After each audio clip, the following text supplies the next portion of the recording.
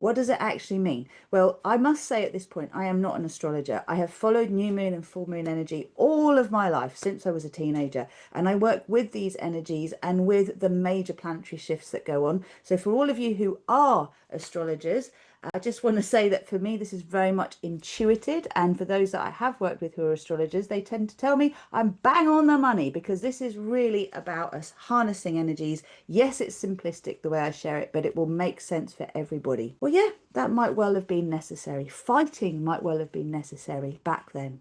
But now we're on a new level of our evolution, dear awakening humans. We're on a new level of, if you think of a computer game, we have reached a new level. It's important we understand the rules of this level, and they're different to the last level. So the age of Pisces was a level. We're now coming into the age of Aquarius.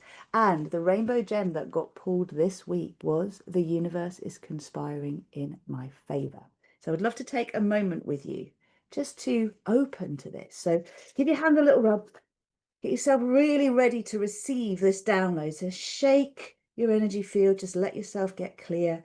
Open your heart to receive.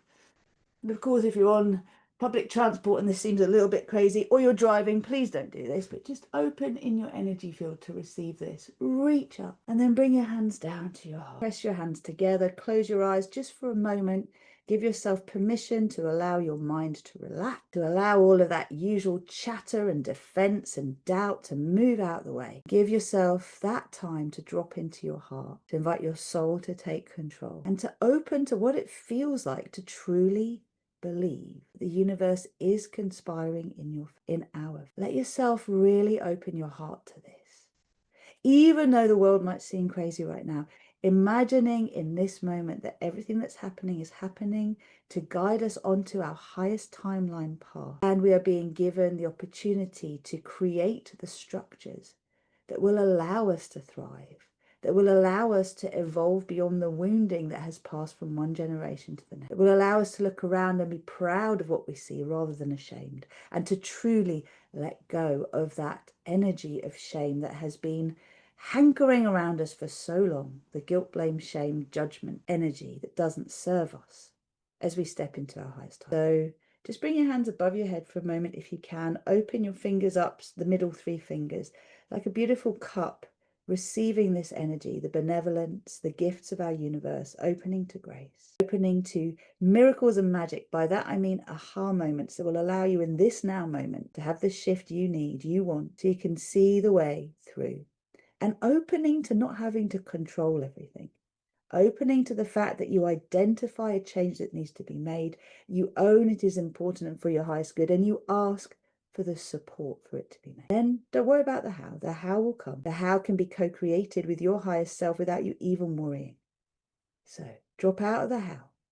Just get clear on the changes you want, and then bring the hands back to your heart. Breathe in. As you breathe out, press your hands together, pull up your pelvic floor, pull your belly muscles in, hold yourself from the inside, tell yourself you're amazing, and then gently relax. Beautiful. Okay, opening to receive, opening your eyes, being here with me.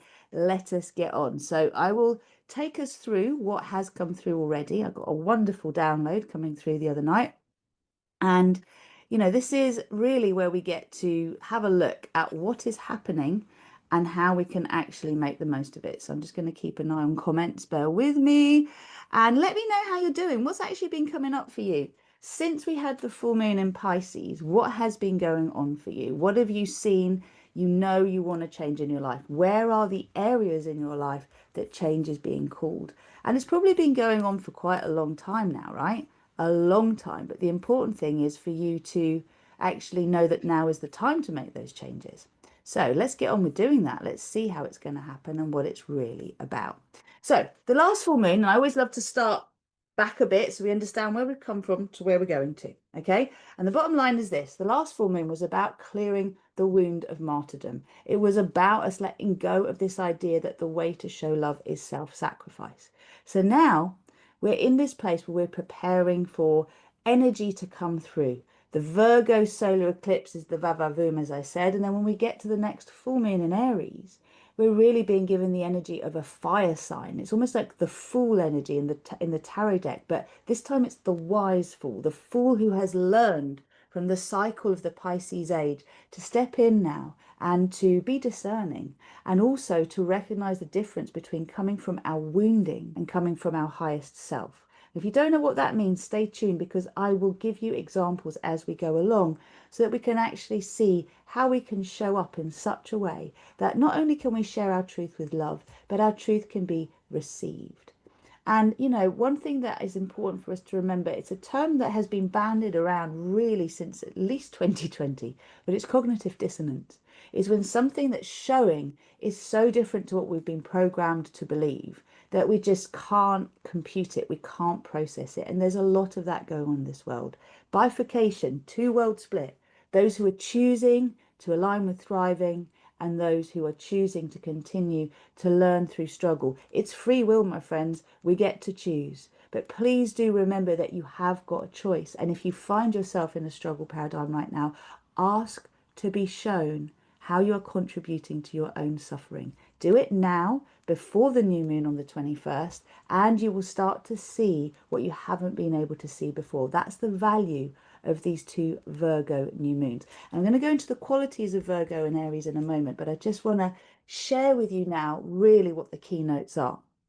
So remembering that this equinox time is the balance between light and dark. Yeah, it's when we get to see clearly the balance between our shadow and our light. And all of the time we are being invited to constantly review what's serving me, what's hindering me. So what might have worked for you really, really well 3 months ago isn't working for you anymore. You know, many star seeds, light workers, empaths, way showers are becoming more and more sensitive to toxins. Maybe you could drink wine, now you can't. Maybe you could eat wheat and now you can't. Maybe you've been a vegetarian for years and suddenly you need to eat good quality meat in order to be able to feel well. Everything's changing. Change is constant. So embracing that change is key. I invite you to get your notebook out. I invite you to write notes if you can. And if not, come back to this because it will serve you. So the Virgo solar eclipse is about co-creating structures for our highest good. It's at the 29th degree of Virgo, which is a turning point. Now, 29, 9, 10, 11. Okay, so it's a master number in what it comes to. And eclipses are gateways of destiny. Virgo is asking us to get practical, to create structures that sustain our highest good, that will help us to align with our highest timeline. But what does that mean? In a world where we have felt that, you know, nothing's in our control, and we learn actually that our expectations and our beliefs in some way influence our experience, our perception shapes our reality. That can be truly overwhelming for people when they realize that. And then we go on this whole journey around, well, I can manifest whatever I want, so I'm going to use my free will to create the this and the that and the car and the big house and the everything else. And we realize that that actually isn't making us happy.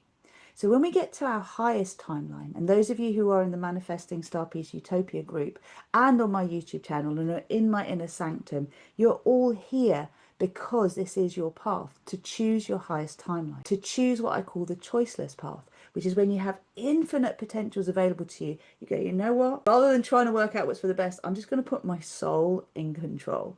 I'm going to trust the version of me that is eternal to know exactly what is best for this human finite version of me that knows me inside out, my shadow and my light, and wants me to have the very best experience ever of being in this skin suit at this time, affecting change, raising the frequency of this planet. Do you love what I'm saying? Thank you very much. If you do, please put a hashtag star peace in the comments. Let's energize this, because this is called star piecing something. Okay, it's looking for the good, looking for the potential, looking for where we can actually have an opportunity in what looks disguised as a problem. And this world is full of opportunities right now that are disguised as problems. Yes, it is important we address what it means to take a stance rather than to fight for change, because how do we evolve beyond fighting? Resistance is important, and yet we're talking about taking the path of least resistance at the same time. Lots of paradoxes. Hey, you're a human, that's what it's all about. So let's enjoy it and let's move on. Now, what it actually means to align with your highest timeline, the choiceless path, is, as I said, to allow the blueprint, the soul blueprint that you came to this earth to actually experience, that you set in motion for yourself, to be what you actually live.